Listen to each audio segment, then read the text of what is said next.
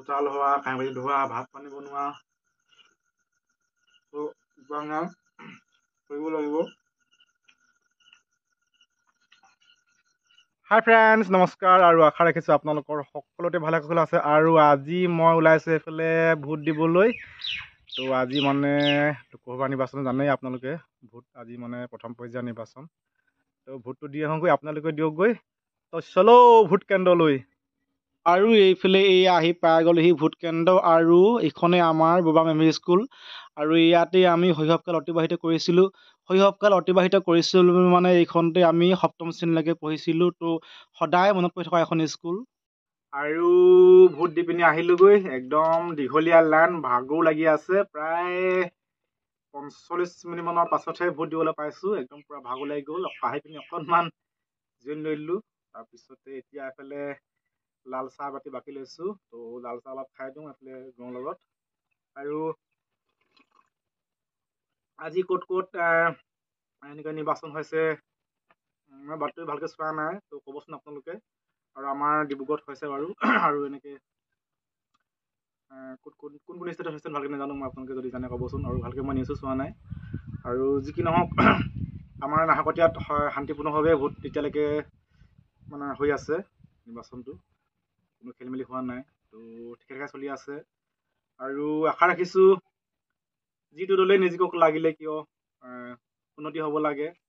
আৰু যি মানে এতিয়া মূল্যবৃদ্ধি হৈছে, মূল্যবৃদ্ধি চাহ খাব লাগে। আৰু সেয়ে কামনা কৰিছোঁ। তো এতিয়া চাহটো এনেকৈ খাই লওঁ অলপ গৰমৰ লগতে।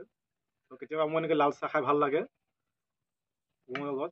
আপোনালোকৰ কাৰ কাৰ এনেকৈ লাল চাহ খাই ভাল লাগে কমেণ্ট কৰি জনাবলৈ নাপাহৰিব দেই।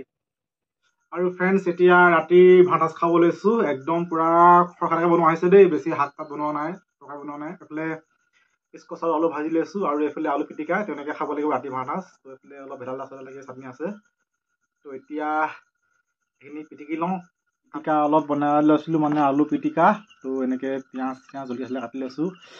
তো একদম মই নিজে চব বনাবলগীয়া হৈছে যে, সেইকাৰণে বেছিকৈ হেৰি কৰি থকা নাই। আৰু বন্ধুসকল, তো ৰাতি ভাত সাজ এনেকৈ খাব লৈছোঁ আৰু খাই লওঁ নহ'লে। আপোনালোকে খালে নাই ভাত? যদি নাই খোৱা খাই ল'ব, মই খাব লৈছোঁ এতিয়া। কৃষ্ণ। যিসকলৰ মাইকী মানুহ ঘৰত বেমাৰ হৈ থাকে, সেইসকল মতাহে জানে কিমান কষ্ট ঘৰখন চলোৱা, চব কাম কৰিবলগীয়া হয়। চোতাল হোৱা, কাঁহী বাতি ধোৱা, ভাত পানী বনোৱা, তো কৰিব লাগিব।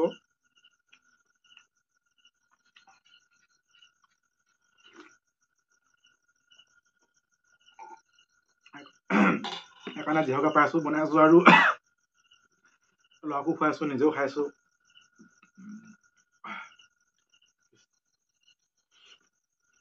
আৰু আপোনালোকৰ বিহু কেনেকুৱা চলিছে? বিহু ভালে চলিছেনে?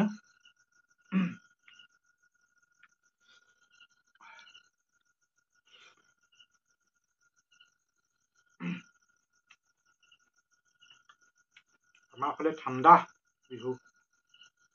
হ'ব লাহেকৈ বিহু মেলা পাতিব মানুহ ওচৰতে গাঁৱতে।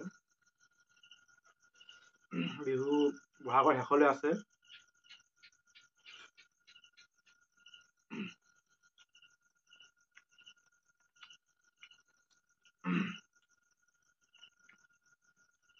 আলু পিটিকা কোনে কোনে খাই ভাল পায়? মোৰ দৰে এনেকৈ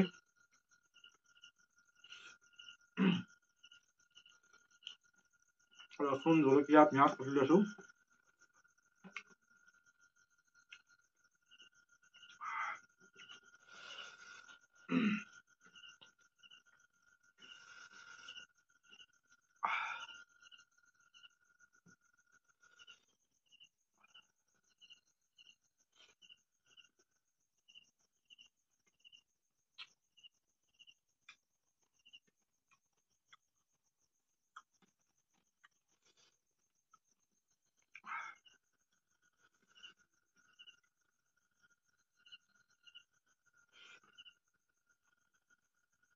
জলকীয়া